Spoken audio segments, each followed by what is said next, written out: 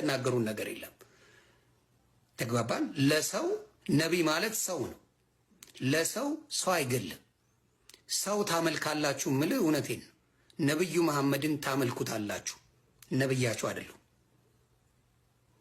ታመልካላችሁ። እንደ ነብዩ እዚህ ዱንያ ላይ የሚወደድ የለም አለይሂ ሰላቱ ወሰላም ከአላህ ቀጥሎ ማለት ነው።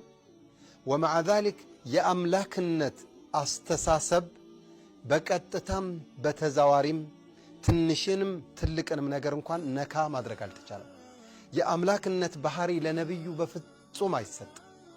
በፍጹም ቢሊየን ሙስሊሞች ህይወታቸው ሊሰውላቸው ቅንጣት ወደ ኋላ የማይሉላቸው ነብይ አለይሂ ሰላቱ ወሰላም ይህ ተራ ሰው በክፉ አነሳቸው፣ በአደባባይ ሚዲያ ላይ ዘለፋቸው።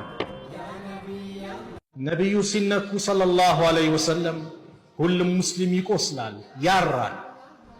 እርግጠኛው የምናገረው ሂጃብ ማትለብሷ እህቴ ብትሆንም ሰላት ማይሰግደው ወንድሜ ቢሆንም ወላሂ ምዬ ነው መብራችሁ፣ ወላሂ ነብዩ ሲነኩ አይደራደርም። አሰላሙ አለይኩም ወራህመቱላሂ ወበረካቱ።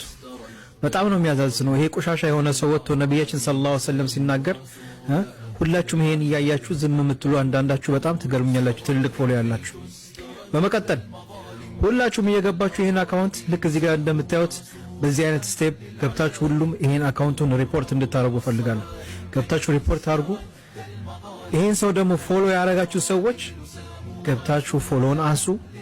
እናንተ ነብያችን ሰለላሁ ዐለይሂ ወሰለም ምትወዱ ከሆነ ነብያችን ሰለላሁ ዐለይሂ ወሰለም ፊዳከ ያ ረሱላህ ምትሉ ይሄን ሰው ገብታችሁ ሪፖርት እንድታረጉ።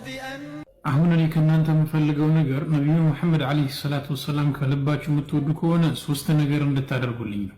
የመጀመሪያው ይሄ ቪዲዮ ሙስሊም የተባለ ሰው ጋር እንዲደርስ አድርጉ። ሁለተኛው ኮሜንት ላይ ግቡና በምትችሉት ቋንቋ ፊዳ